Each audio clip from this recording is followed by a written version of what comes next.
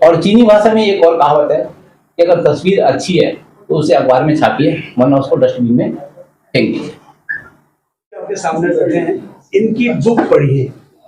इन्होंने दिखाया है कि कैसे इन्होंने सेंटर में रहते हुए भी पीपीई किट पहनकर हस्बैंड वाइफ की मैरिज कर। And to be very honest, we are nothing in front of nature. हम कुछ भी नहीं है, और जितनी जल्दी हम ये समझ जाएं उतना अच्छा। वैसे तो नेता लोग ही सबको टोपी पहनाते हैं, आज एक अधिकारी को मौका मिल रहा है।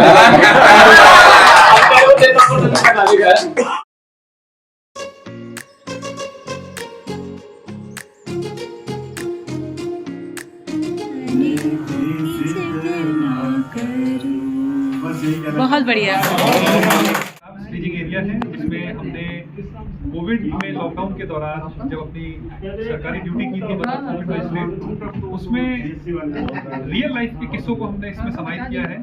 जो नमस्कार, मैं हूँ पूजा गुसाई और ब्लॉग विद सिया में आप सबका स्वागत है।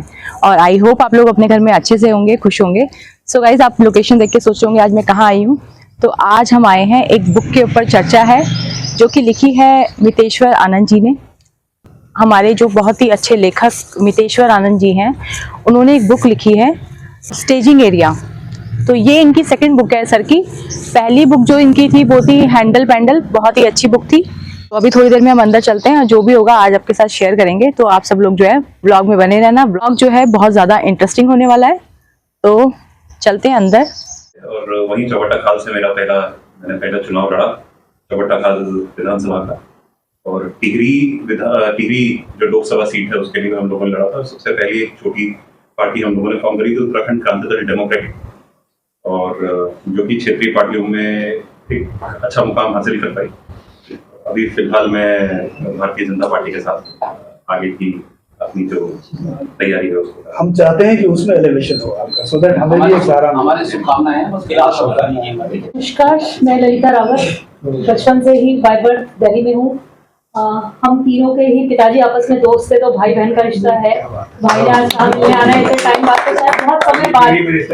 चलिए चलते हैं। फिलहाल मेरा जो मायका है वो कोचार गढ़ाऊ खंड, और फिलहाल अभी मैं वैसे दिल्ली बेस्ड हूँ, लेकिन इन लॉज मेरा देहरादून में है, तो वहाँ आना जाना मेरा होता है। नमस्कार, मैं हूँ पूजा गुसाई और मैं वैसे एक हाउस वाइफ हूँ, और अभी मैंने अपना यूट्यूब चैनल स्टार्ट किया है। और इससे पहले मैं वर्किंग थी सुप्रीम कोर्ट में। कोविड के बाद कुछ मेरी तबीयत इतनी खराब हो गई कि मेरे हस्बैंड ने मुझे बोला जॉब छोड़ने के लिए। तो उसके बाद से मैंने जो है जॉब को स्विच करके, घर में बोर होती थी तो हस्बैंड ने बोला कि तुम्हें शौक है, अच्छा बोलती हो, तो ऐसा करो कि अपना चैनल स्टार्ट करो, अच्छा मतलब उसमें दिखाओ वीडियोज। तो मैंने वो स्टार्ट किया और अभी जो है काफी लोग मुझे अब जानने लगे हैं। मुझे बहुत अच्छा लगता है कि सर ने भी मुझे मतलब यहाँ पर बुलाया। मतलब धीरे धीरे अब लोग काफी जानने लगे हैं, तो अच्छा लगता है। Thank you so much sir. हाँ जी सर, वही मैं कह रही हूँ। और वैसे मैं पौड़ी से हूँ और मायका टिहरी का है मेरा। टिहरी पे कौन सी जगह? टिहरी में मेरा है गुन्नी गांव है मेरा, ये चौरास गांव के पास है। हाँ जी, चौरास के पास है। हाँ, गढ़वाली भी सीखनी है सर। क्वेश्चन मैं थोड़ा बोलती हूँ, लेकिन मुझे ऐसा लगता है कहीं मेरे ऊपर हंस रहे हैं कि मैं कहीं गलत वर्ड तो नहीं बोल रही। ये चीज मुझे थोड़ा सा लगता है। कैसे सीखे आप?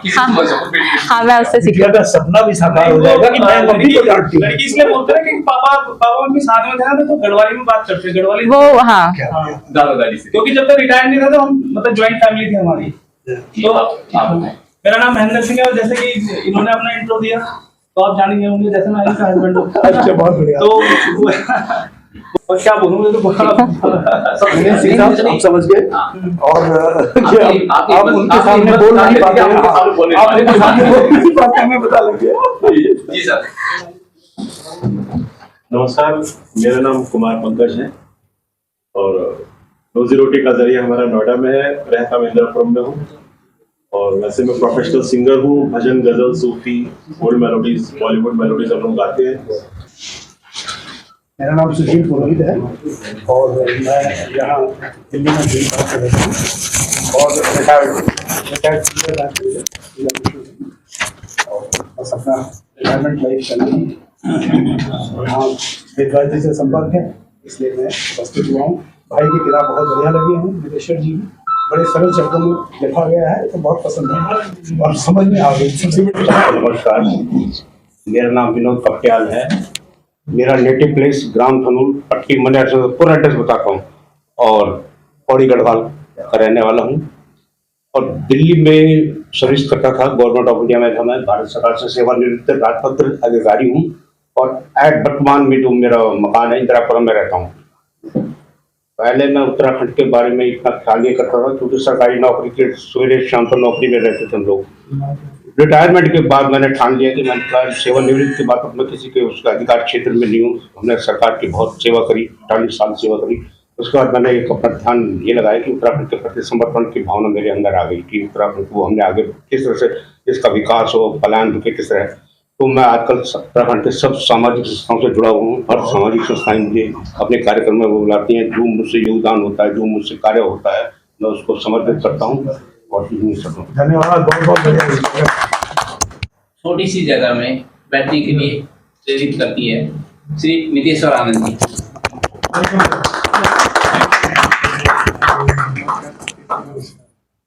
मध्य में ओमू भटनागर जोशी जी हैं, आपका अभिनंदन है, स्वागत है आपका।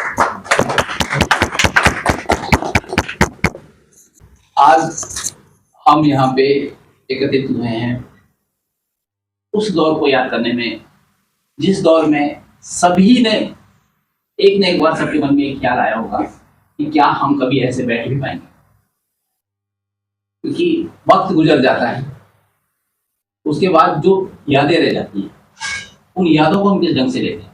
क्योंकि आज हम सब यहाँ पे हैं, हम सौभाग्यशाली, हम खुश थे, लेकिन उस दौर में कई ऐसे साथी हमारे चले गए, ऐसे रिश्तेदार, ऐसे लोग चले गए जिनकी स्मृतियां जीवन भर हमारे साथ हैं। कि आदमी को आदमी के नजदीक आने में कष्ट।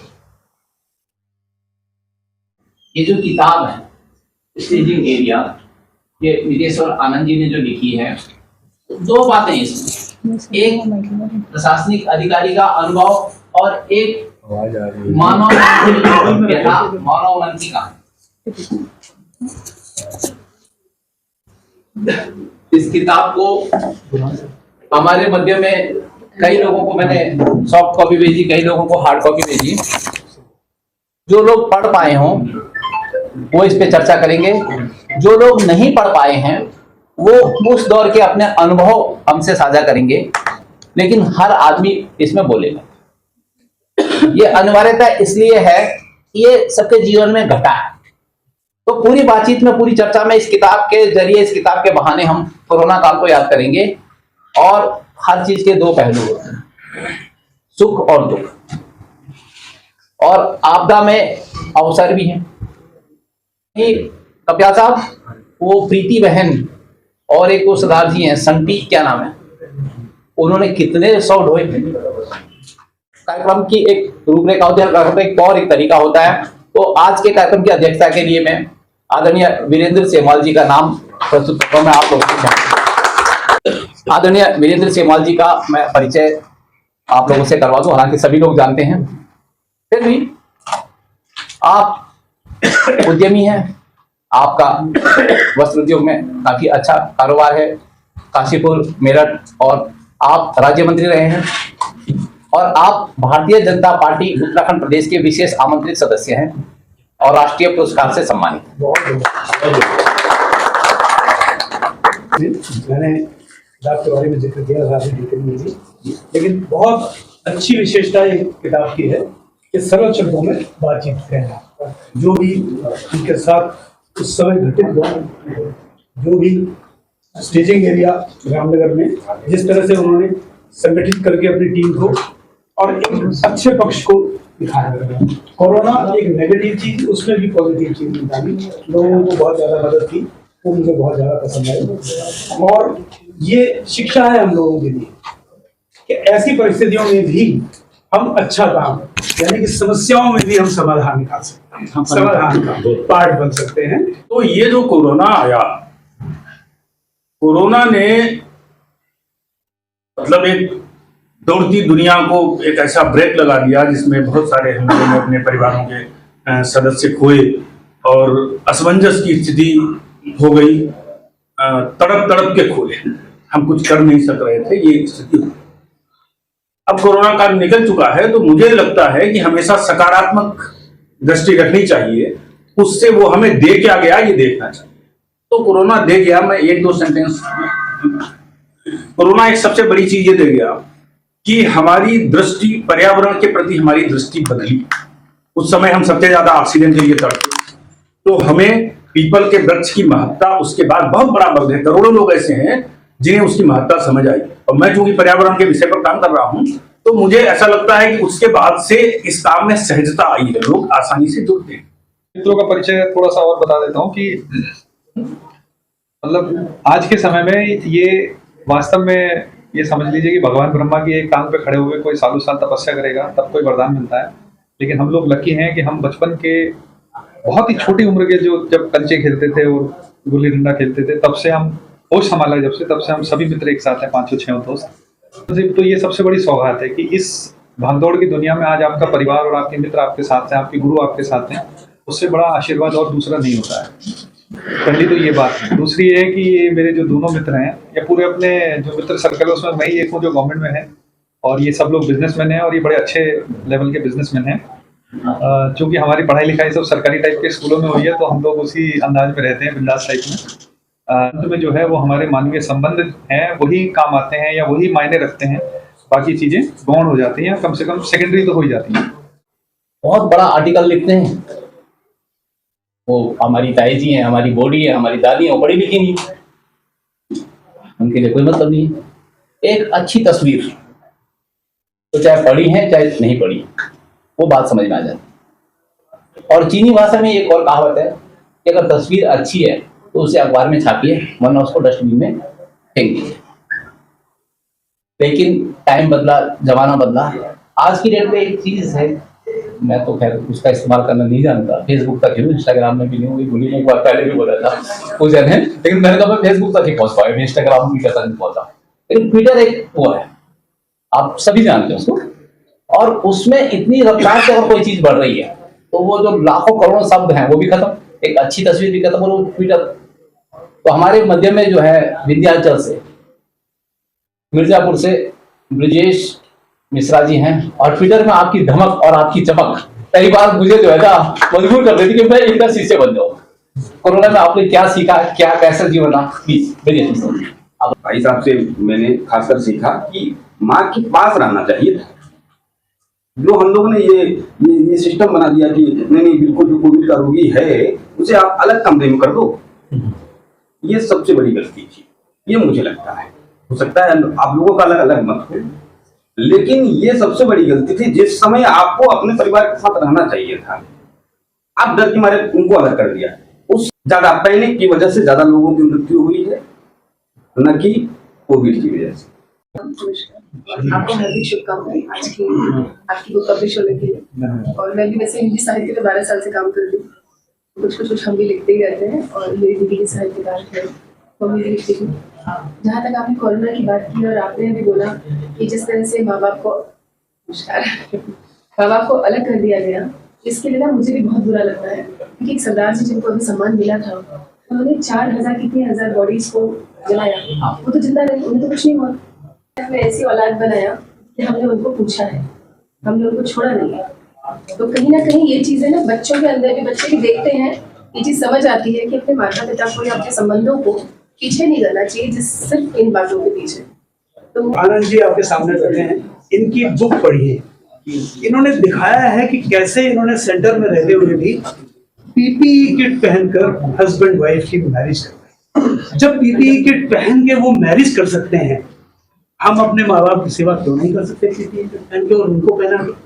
जब उत्तराखंड राज्य आंदोलन में थे तो कई लोग हमें कहते थे ये बावले हो गए, उत्तराखंड नहीं बनेगा।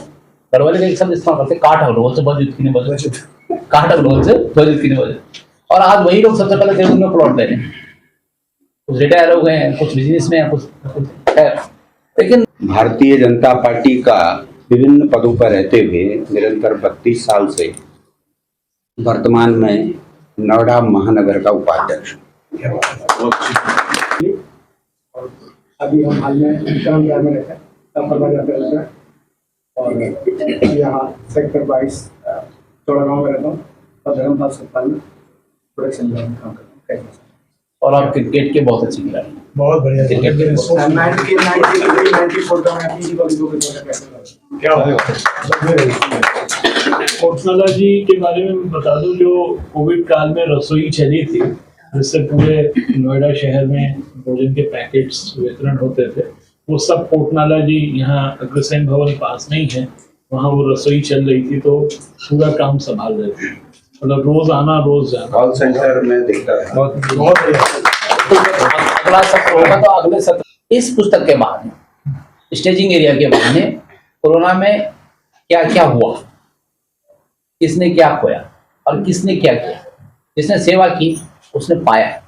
कहना चाहूंगी ये मेरे बड़े भाई हैं, तो मुझे पता है अंदर से बहुत भावुक है, हालांकि बाहर से मतलब बहुत देखते हैं पर बहुत कठोर नहीं, मतलब बहुत ज्यादा गंभीर दिखते हैं, बट मैंने देखा है बहुत भावुक है। और यही भावनाएं जो शायद मनुष्य खो चुका है इस टाइम पे, कोरोना काल पे उजागर हुई हैं, कई लोगों की दिखी है और कई ऐसे लोगों की दिखी है जिन्होंने बिल्कुल छोड़ दिया सब कुछ, अपने माता पिता तक को नहीं पूछा। लेकिन मैं बहुत धन्यवाद करती हूँ ऐसे लोगों का, भाई और बाकी सारे लोग जिन्होंने ऐसा किया उनकी मदद से, बहुत बहुत धन्यवाद। तो मैं पीयूष चौहान जी को बहुत बहुत हार्दिक बधाई देती हूँ कि उनकी भूमिका है मोचन, और मैं दिल्ली गवर्नमेंट से रिटायर्ड हूँ एज ए मैथ्स लेक्चरर, तो यहाँ आने का सौभाग्य मिला, मुझे बहुत अच्छा लगा। मुकेश्वर जी आपको बहुत बहुत शुभकामनाएं। और मेरा नाम कृति है, मैं संस्कृत पढ़ती और पढ़ाती हूँ, बाकी हम सेक्टर 21 में ही रहते हैं। के जो राजेश खन्ना है वो हमारे आदरणीय विनोद कप्याल जी हैं। क्या तो आज इनको किसी केदार फिल्म के लिए जाना था और गढ़वाल भवन में भी जाना था, तो विनोद ने कह दिया किसी और को ले जा लो, तो ये आज की डेट कितने व्यस्त है, क्या हुआ, आज यहाँ पे आए हैं और सबसे पहले आ गए थे 4 बजे, बिल्कुल 4 बजे पहुंच गया बिल्कुल, और सबसे बाद में जाएंगे क्योंकि हमारे जो पहले आदरणीय लेखक महोदय जी से निवेदन करूंगा, ये स्टेजिंग एरिया का क्या मतलब है, इसका जरा मुझे स्पष्टीकरण दे ताकि हम भी समझ सकें क्या, क्योंकि ये कोरोना मुझे अभी वैसे मैंने पुस्तक पढ़ी नहीं अभी, आप लोगों ने पढ़ी, मैंने पढ़ी, लेकिन कोरोना महामारी से मतलब रिलेटेड है ये, आपने जो भी लेखन किया है, तो उसमें जो स्टेजिंग एरिया है इसका क्या तात्पर्य हुआ, जरा आपसे नहीं कि हम स्टेजिंग एरिया शब्द शायद कुछ ही लोगों ने कोरोना से पहले सुना होगा, हर कोई नहीं समझ पाएगा इसको, समझ रहे हैं स्टेजिंग एरिया जिस तरह का है, कोई पर्टिकुलर शब्द है ना? और ये एक शब्द विशेष है, इसलिए इसमें भाषाई उसका ख्याल नहीं रखा गया, क्योंकि शब्द का अपना एक वजूद बन गया था कोरोना में, इसलिए उसको हिंदी के चलते में बदल के रखता तो शायद उस शब्द के साथ और उस पूरे विचार के साथ न्याय नहीं हो पाता, जिसके चलते मैंने किताब लिखी। स्टेजिंग एरिया यानी कि कोविड के प्रबंधन से संबंधित जितनी भी गतिविधियां होंगी उनका केंद्र बिंदु, यानी कि जो फर्स्ट कांटेक्ट होगा बाहर से आने वाले लोगों का, जो रेड जोन से आएंगे और जो अलग अलग जगहों से एक जगह पर किसी पर्टिकुलर क्षेत्र के लिए आएंगे, उस एरिया में ही उनको फर्स्ट कांटेक्ट एडमिनिस्ट्रेशन के साथ उपलब्ध कराया जाएगा, जहां से फिर अलग अलग जरूरतों के हिसाब से चीजों को सेग्रीगेट करके और काम किया जाएगा। तो ये हमारा रामनगर जो पीजी कॉलेज है, ये उसका स्पोर्ट्स ग्राउंड है, और एडमिनिस्ट्रेशन ने डिसीजन लिया था कि यही एकमात्र ऐसी जगह है जहां पर इजीली बड़े मूवमेंट को कंट्रोल किया जा सकता है, क्योंकि ये काफी बड़ा ग्राउंड है। तो इस ग्राउंड को हमने फिर स्टेजिंग एरिया में कन्वर्ट किया और यहीं से सारी कोविड संबंधी गतिविधियों का संचालन होता है फर्स्ट लेवल पे। बहुत बहुत धन्यवाद आपका, इसलिए इस किताब का नाम स्टेजिंग एरिया है। और हम पुस्तक को पढ़ेंगे तो आप, और जैसे जैसे आप पढ़ते जाएंगे जी जी भाषाई, क्योंकि अभी मैंने पढ़ी के नहीं है, बिना भी आप जो है समझ जाएंगे जी बहुत निजी हो जाएगा, बहुत निजी हो जाएगा। सुनिए, ऐसा है। बता दो ये इससे तारीफ करते मैं इनका समझी हूँ। जैसे कि गुली ने बोला कि भाव के इंसान, बचपन में कितने भाव तेरे साल? मेरे लिए बहुत केयरिंग थे शुरू से ही। शायद हम लोग 3 बहनें थी पहले, तो जैसे कि नॉर्मली मैं इसको नेगेटिव या पॉजिटिव कुछ नहीं कहूँगी, लेकिन जो एक ऑर्थोडॉक्स बना हुआ है, 3 लड़कियां हैं नहीं है, तो हमारे घर में भाई की कमी थी और हम लोग राखी बांधने जाते थे। मैं शायद बहुत छोटी थी, सबने छेड़ना, खींचना, मारना, मुझे पीटना, तो बचाने के लिए मेरे लिए भाई खड़ा होता था कि नहीं पीटो, सबसे छोटी है। देखिए सबसे बड़ी बात यह कि अगर कोरोना के बाद भी हम नहीं सीखे तो फिर कुछ नहीं सीखे। प्लॉट पे तुमने अपना मकान खड़ा कर रखा है, तो हम सोचते हैं और ये लिख जाते हैं, तो प्लॉट मेरा ही है, इससे निकल उसका हो गया ना फिर। क्योंकि सोचना और करना दोनों के बीच में दर्जा 8 में पढ़ता था। हमारी हिंदी की टीचर हुआ करती थी आदरणीय कृष्णा दहिया जी, हरियाणा से थी, इसलिए मुझे हमेशा बेदवाल की जगह बेदपाल बोलते हैं, प्रदीप बेदपाल। मैं बोल बोल के थक गया, मैडम मैं बाल नहीं हूं, मैं बाल हूं। बेदपाल कहा कि आज निबंध लिखो कि मैं बड़ा होके क्या बनूंगा, लिखवाते ना बच्चों से लिखवाते। मैंने लिख दिया मैं बड़ा होके ड्राइवर बनूंगा। और वो पूरी क्लास में किसी की कॉपी डिस्कस नहीं, मेरी कॉपी पे बोले इसका बहुत बढ़िया लिखा, बड़ा होकर ड्राइवर बनेगा। अब मैंने कारण भी लिखे थे उसमें कि भाई सबकी सीट फिक्स नहीं होती, ड्राइवर की सीट में मालिक भी नहीं बैठ सकता, क्यों? क्योंकि ड्राइवर आपका रिश्ता है ना। तो हाँ बिल्कुल। तो वो कंडक्टर आया, कंडक्टर बोला बोली कहाँ बैठी तू यहाँ पे, ये ड्राइवर की सीट है, यहाँ क्यों बैठी तू? बोली देख बुला, बॉडी भी बोल रहा है, मुझे सीट से भी उठा रहा है, देख क्या बढ़िया बहुत हौसला रहा है यहाँ पे, कितनी अच्छी हवा आ रही बताओ। सतपुली अगर कोई गया अपने से, सतपुली में दम घुट जाता साहब, दिल्ली से बुरा हाल है गर्मी का, और वो बॉडी हूँ, ड्राइवर को बोल रोज यहीं से चलाते गाड़ी, पीछे बैठ के चला। तो खैर बातें काफी हो जाएगी। श्री पंकज कुमार पंकज जी, गीत गजल जो उनका विषय जो सुनाना चाहें सब इधर आगे। इच्छा थी वो देखते देखते किताब के रूप में आ गई, काश में बस का ड्राइवर होता। सुबह शाम पहन के वर्दी, चाहे गर्मी हो या सर्दी, जल्दी सोकर जल्दी उठता, काश में बस का ड्राइवर होता। वैसी खाली अंत में होगी, मैं सुबह पैदा हूं करके, रोज शाम शमशान में होता, काश में बस का ड्राइवर होता। सड़क नापते उम्र गुजारी, जन्म मरण का करते दर्शन, सड़क पे ड्राइवर क्या देखता, कोई एक्सीडेंट है, कोई मर रहा है, कोई ये है, कोई दुनिया भर की चीजें। सड़क नापते उम्र गुजारी, जन्म मरण का करते दर्शन, सबको उनके घर पहुंचाकर मैं भी नींद चैन की सोता, काश में बस का ड्राइवर होता। इतराता हुआ इठलाता हुआ झूमता हुआ झुमका हूं मैं, मेरी तो जगह ही बड़ी निराली है, शुरू में उसे सजाती नन्ही सी बाली है। कुछ लोग तो सावन में ही झूलते हैं, मैं पूरे साल झूलता और मुंह चिड़ा होता झुमका हूं मैं। हमने उनको बुलाया था इस विषय में कि वो कोरोना पे या इस पुस्तक पे बोले। पुस्तक पे अभी एक सत्र और चलेगा, उसमें वो बोलेंगे, लेकिन अभी वो अपनी कविता या गीत या मुक्ता कोई सुनाना चाहें? आध्यात्मिक कविता है मेरी ये।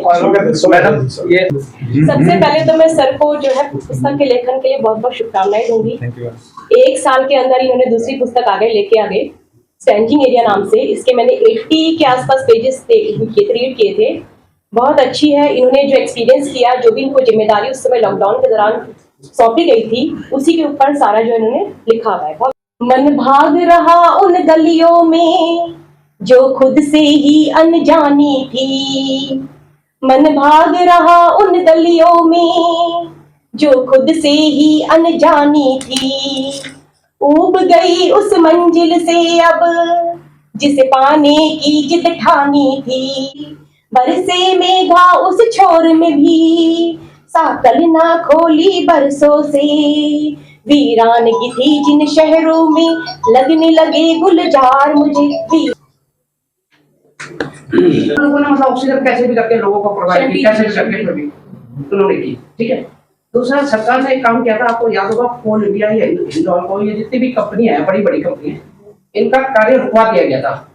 ये कर्मचारी कुछ भी लिखे, लेकिन लेखक कभी रिटायर नहीं होता, लेखक ताउम्र लेखक रहता है। तो मैं इस टाइम पे अधिकारी मितेश्वर आनंद से न मिलके लेखक मितेश्वर आनंद से मिल रहा हूँ, लेकिन अधिकारी के दौरान के जो अनुभव है वो भी इस किताब में है। एक बार जोरदार तालियां। अधिकारी बने लेखक को वक्ता बनते समय कितना समय आप दे रहे हैं सर? मैं उसी हिसाब से देखिए हमारी जो पहले तो बहुत बहुत धन्यवाद, ये आपने मुझे इतना अच्छा मौका दिया कि मैं एक साल के अंदर अंदर दूसरी बार इसी जगह पर आपके मार्गदर्शन में और स्नेह के चलते आप सभी से दोबारा मुखातिब हो रहा हूँ। इसके लिए मैं आपका जितना भी शुक्रिया करूँगा वो कम होगा। और आप सभी का भी कि जिन्होंने यहाँ पर उपस्थित होकर के बतौर लेखक मेरा मनोबल बढ़ाया है। कि ऑनरी उत्तराखंडी तो वो हैं ही, जैसे सिंह साहब और हमारे मित्र सोनू। इससे पहले मैं अपनी बात रखूं, मैं दो बातें कहूँ। मतलब पहली बात तो ये कहूँगा कि जब आप मेरी किताब पूरी पढ़ लेंगे तो आपके बहुत से प्रश्नों के उत्तर शायद उसमें आते चले जाएंगे। And to be very honest, we are nothing in front of nature. हम कुछ भी नहीं है, और जितनी जल्दी हम ये समझ जाएं उतना अच्छा।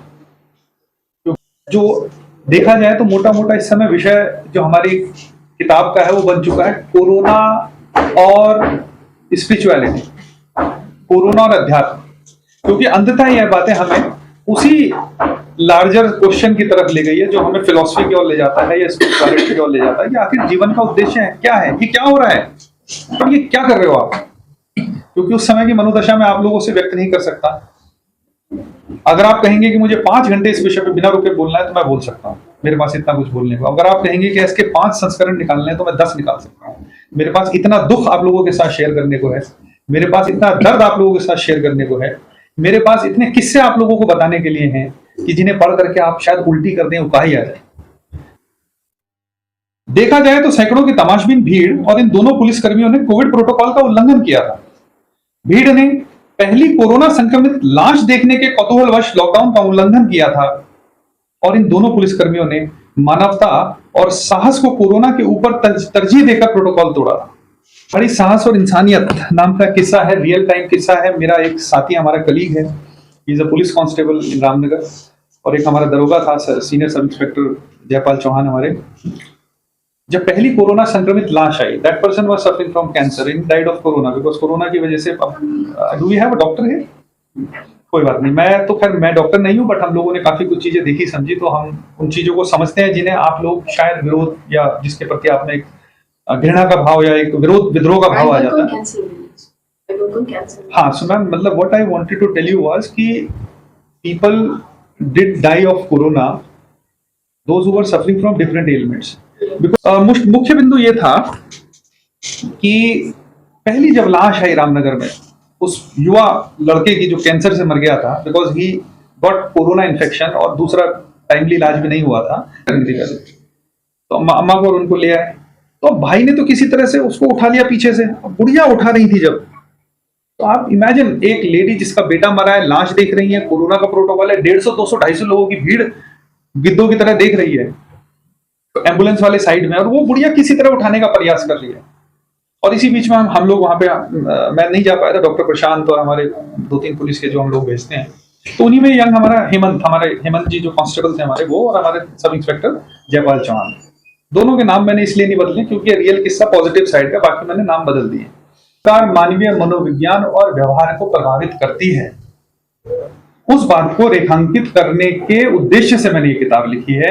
इसमें लिखी घटनाएं आपको उस बात को ही बार बार बताएंगी कि और जैसे बात आई कि सरकारी सेवा, जिसने कि अपने घर भी नहीं गए वो, और वो पहाड़ी पकवान बनाते रहे।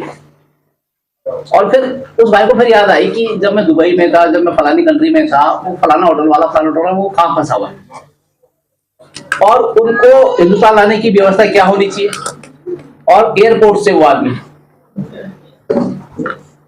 क्योंकि मैंने बताया कि हम खुशकिस्मत है कि हम सबको कोरोना हुआ, किसी को माइल्ड हुआ। और जब मैं पूछता हूँ उस भाई से भी तबीयत क्या, बोले भाई जी खांसी ठीक नहीं होनी चाहिए। सर तो बच्ची मुझे आपको नहीं सर,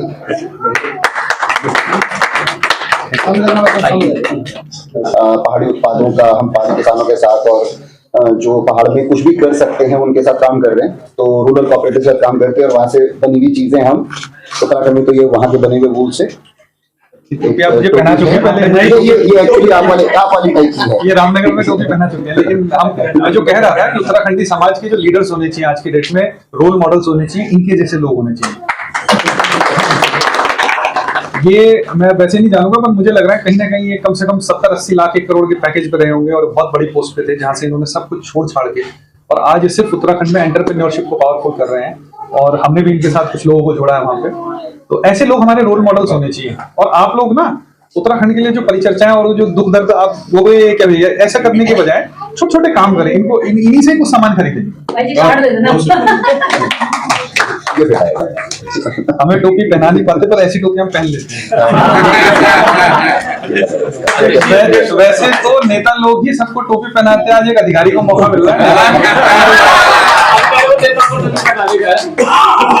चीड़ की लकड़ी से बने हुए हमारे केदारनाथ जी और हम इनसे पुस्तक मार्केट कर रहे हैं। और जो ये पूरा की पूरी सभा है जिनकी सौजन्य से आयोजित की जा रही है, तो एक छोटा सा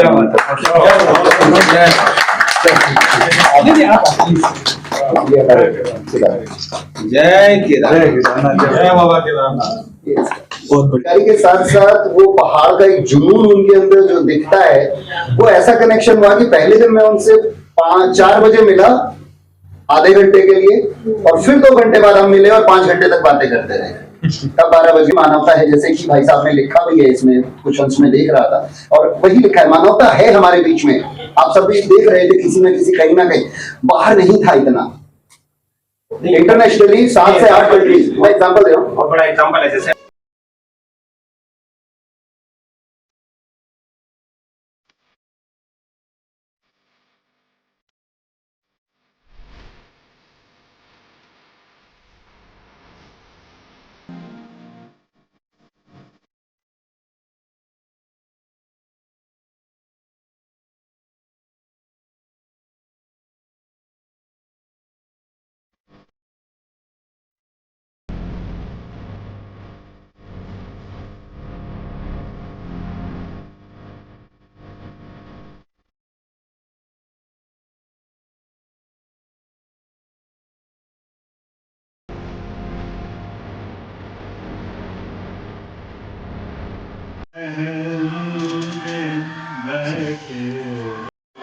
हम यही चाहते हैं कि महफिल खत्म ना हो और जाने की जिद ना करो, हाय मर जाएंगे हम तो लुट जाएंगे, ऐसी बातें किया ना करो, आज जाने की जिद ना करो। बस यही कहना। बहुत बढ़िया। दरख्ते खींचते पहाड़ों में, पहाड़ों के सौदों का पहाड़ा, ये कविता का शीर्षक है कि दरख्ते खींचते पहाड़ों में, पहाड़ों के सौदों का पहाड़ा, पहाड़ों में साम से दाम से जाल सुरंगों का बिछाया जाए, दंड और भेद से जल जमीन जंगल को लूट के बाजार तक लाया जाए। अच्छा, मैं ऐसे नहीं, मैंने क्या बोल रहा हूँ, आप अपनी बुक के बारे में बता दीजिए हमारी ऑडियंस को। तो ये किताब स्टेजिंग एरिया है, जिसमें हमने कोविड में लॉकडाउन के दौरान जब अपनी सरकारी ड्यूटी की थी कोविड में, तो उसमें रियल लाइफ के किस्सों को हमने इसमें समाहित किया है, जो ये बताते हैं कि किस प्रकार कोविड जैसी महामारी में व्यक्ति का व्यवहार और मनोविज्ञान बदल जाता है। आपके अपने पराये हो जाते हैं और पराये अपने हो जाते हैं। कई तरीके के किस्सों के जरिए आपको कोविड की महामारी के मनोविज्ञान को समझने में शायद कुछ मदद मिलेगी, और भविष्य में हम इन चीज़ों से कैसे बच सकते हैं उस तरफ का रास्ता ज़्यादा भी दिखाई देगा। धन्यवाद। बहुत अच्छी बुक सर ने लिखी है और सर को बहुत बहुत शुभकामनाएं। Thank you so much sir.